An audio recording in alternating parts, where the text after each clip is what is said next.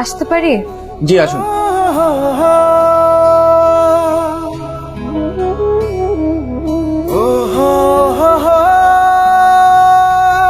বলুন কি সমস্যা আপনার?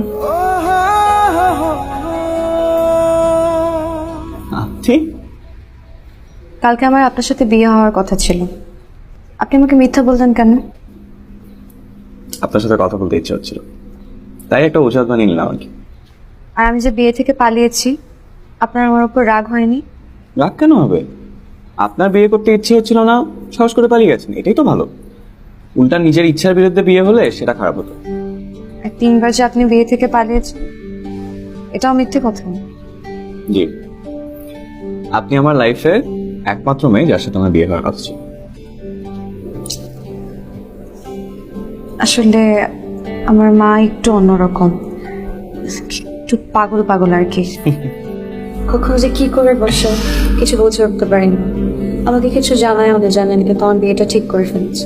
এখন আমি তো আপনাকে কখনো দেখিনি, কথা হয়নি, জানো আমি এজন্য কি করবো ভেবে উঠতে না পেরে বিয়ে থেকে পাচ্ছি। I completely understand.